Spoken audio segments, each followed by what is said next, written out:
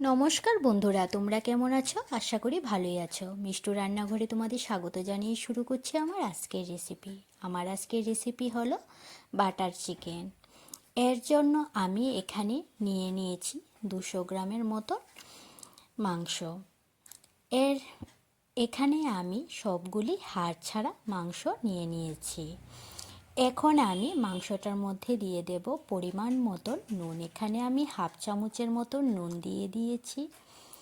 আর দিয়ে দেব হাফ চামচ রসুন বাটা, হাফ চামচ আদা বাটা, আর দিয়ে দেব অর্ধেকটা পাতিলেবুর রস।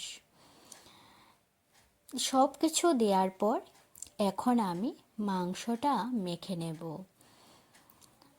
মাংসটা মেখে নিয়ে আমি মাংসটা 20 মিনিটের মতো রেখে দেব।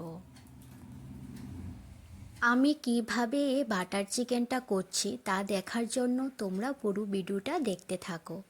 আশা করি ভিডিওটা তোমাদের কাছে ভালো লাগবে। 20 মিনিট পর আমি আবার চলে এসেছি। এখন আমি মাংসটা যে মেখে রেখেছি, মাংসটার মধ্যে নুন মেখে রেখেছিলাম, সেই জন্য মাংসটা থেকে জল ছেড়েছে। এই জলটা এখন আমি ফেলে দিয়ে এখন মাংসর মধ্যে আমি আরও অনেক কিছু মেখে নেব। প্রথমে আমি দিয়ে দিচ্ছি সামান্য বিট নুন, তারপর দিয়ে দেব এখানে গোলমরিচের গুঁড়ো। এখানে আমি 6-7টে গোলমরিচের গুঁড়ো করে দিয়েছি। আর দিয়ে দেব 1 চামচ কাশ্মীরি লঙ্কার গুঁড়ো, আর দিয়ে দিচ্ছি কস্তুরি মেথি।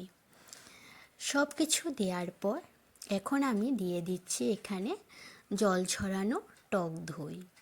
এখানে আমি 3 চামচের মতো টক দই দিয়ে দিলাম। সব কিছু দেওয়ার পর এখন আমি মাংসটা মেখে নেব। মাংসটা এখন আমি মেখে নিচ্ছি।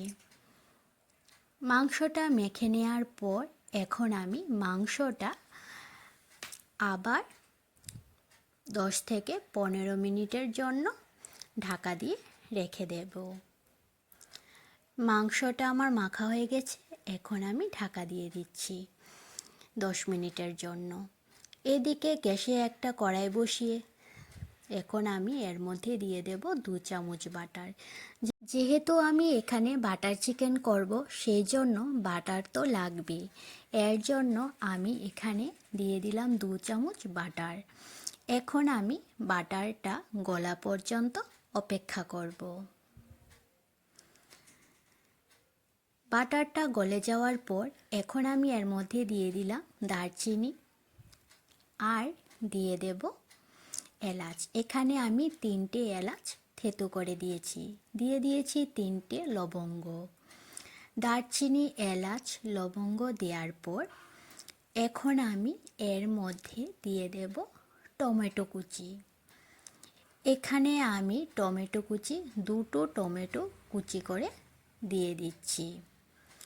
টমেটোগুলি দেওয়ার পর এখন আমি টমেটোগুলি হালকা নেড়ে চেড়ে নেব। এরপর এর মধ্যে আমি দিয়ে দেব পেঁয়াজ কুচি। এখানে আমি 2টো বড় সাইজের পেঁয়াজ কুচি করে দিয়ে দিলাম। টমেটো আর পেঁয়াজ কুচিগুলি দেওয়ার পর এখন আমি এর মধ্যে দিয়ে দেব ঝালের জন্য 4টে শুকনো লঙ্কা, আর দিয়ে দেব 5টে কাঁচা লঙ্কা, আর দিয়ে দিচ্ছি এখানে কাজু বাদাম। ঝালটা তোমরা তোমাদের পছন্দ মতন দিতে পারো, কিন্তু বাটার চিকেনে ঝালটা কম হলে খেতে ভালো হয়। সব কিছু দেওয়ার পর এখন আমি হালকা ভেজে নিয়ে তারপর এর মধ্যে দিয়ে দিলাম সামান্য পরিমাণ জল। সামান্য পরিমাণ জল দিয়ে এখন আমি টমেটো আর পেঁয়াজগুলি সেদ্ধ হওয়ার জন্য 5 মিনিটের জন্য ঢাকা দিয়ে দেব, যাতে টমেটোগুলি খুব ভালোভাবে সেদ্ধ হয়। 5 মিনিট পর আমি ঢাকাটা তুলে নিয়েছি। টমেটোগুলি খুব ভালোভাবে সেদ্ধ হয়ে গেছে। এখন আমি এই সবগুলি একটা মিক্সিং জারের বাটিতে তুলে নিচ্ছি। সবগুলি আমি একটা পেস্ট তৈরি করে নেব। এর জন্য মিক্সিং জারের বাটিতে আমি টমেটো পেঁয়াজগুলি সব নিয়ে নিচ্ছি।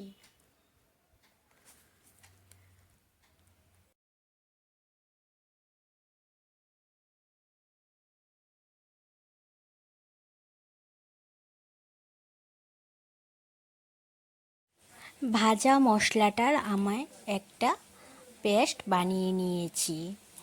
এখন আমি এই মশলাটা একটা চালনির সাহায্যে ছেঁকে নেব। এর জন্য আমি এখানে একটা চালনি নিয়ে নিয়েছি। এখন আমি এই চালনির মধ্যে মশলাটা দিয়ে দিচ্ছি। তারপর এই মিক্সিং জারের বাটিতে যে বাকি মশলাটা ছিল সেটার মধ্যে সামান্য জল দিয়ে গুলে এই জলটা আমি দিয়ে দিয়েছি। এখন আমি একটা চামচ দিয়ে এই মশলাটা ছেঁকে নেব। বাটার চিকেন বানানোর সময় এই মশলাটা ছেঁকে নিলে তাহলে এই বাটার চিকেনের গ্রেভিটা খুব ভালো হয়। আর ছেঁকে নেওয়ার পর বাকি যে ছিবড়েটা আছে সেটা ফেলে দিয়েছি। এইদিকে চিকেনটাও আমার 10 মিনিট হয়ে গেছে। এখন আমি একটা ননস্টিকের কড়ার মধ্যে দিয়ে দিলাম সামান্য সাদা তেল আর দিয়ে দেব বাটার। এখানে আমি 2 চামচ বাটার দিয়ে দিয়েছি। তোমরা চাইলে পুরোপুরি বাটারেও ভেজে নিতে পারো। আমি এখানে সাদা তেল আর বাটার দুটো মিক্সড করে তারপর মাংসের টুকরোগুলি ভেজে নেব। তেলটা গরম হয়ে যাওয়ার পর দিয়ে দিচ্ছি একে একে মাংসের টুকরোগুলি। এখন আমি এই মাংসের টুকরোগুলি ভেজে নেব। সবগুলি মাংসের টুকরো দেওয়ার পর এখন আমি এই মাংসগুলি সেদ্ধ হওয়ার জন্য আমি 5 মিনিটের জন্য ঢাকা দিয়ে দেব।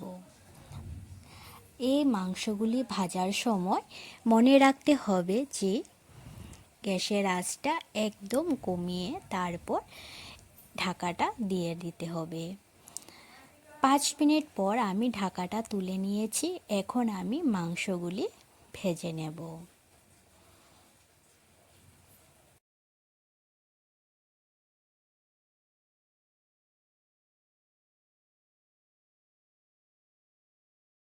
মাংসগুলি ভাজা হয়ে গেছে। এখন আমি মাংসের টুকরোগুলি প্লেটে নামিয়ে নেব। এখন কড়াইটা পরিষ্কার করে তারপর আমি বাকি মাংসের টুকরোগুলিও ভেজে নেব। মাংসটার মধ্যে মশলা মাখা ছিল, সেই জন্য কড়ার মধ্যে মশলাগুলি লেগে গেছে। কড়াইটা পরিষ্কার করে দিয়ে তারপর আমি বাকি মাংসগুলি ভেজে নিচ্ছি।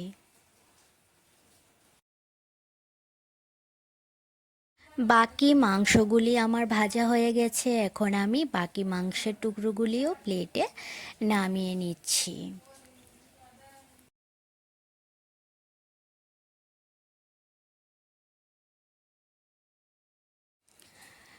গ্যাসে এখন কড়াই বসিয়ে দিয়ে দিচ্ছি বাটার। এটা আমি পুরোপুরি বাটারই করছি। এখানে আমি 2 চামচ বাটার দিয়ে দিলাম। বাটারটা গলে যাওয়া পর্যন্ত অপেক্ষা করব। বাটারটা গলে যাওয়ার পর এখন আমি এই বাটারের মধ্যে দিয়ে দেব 1 চামচ আদা বাটা আর দিয়ে দেব 1 চামচ রসুন বাটা। আদা রসুন বাটাটা দেওয়ার পর এখন আমি আদা রসুন বাটাটা ভেজে নেব।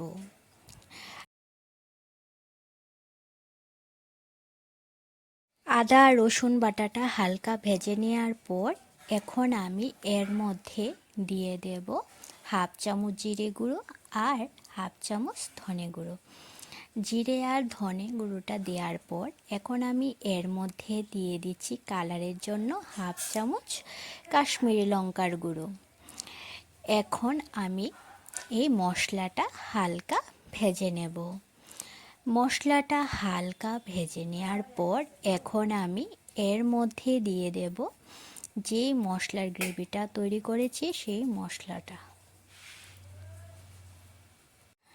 মশলার গ্রেভিটা দেওয়ার পর এখন আমি এই মশলার বাটিটা ধুয়ে সামান্য পরিমাণ জল দিয়ে দেব।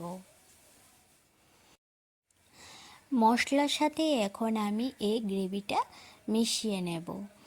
এই মশলাটা আমি অনবরত নাড়তে থাকবো, না হলে নিচে লেগে যেতে পারে।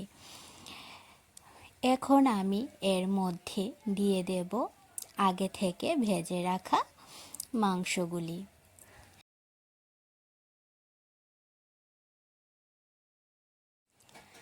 ভেজে রাখা মাংসগুলি দেওয়ার পর আমি 2-3 মিনিটের জন্য ঢাকা দিয়ে দেব, যাতে মাংসের মধ্যে মশলাটা খুব ভালোভাবে ঢোকে।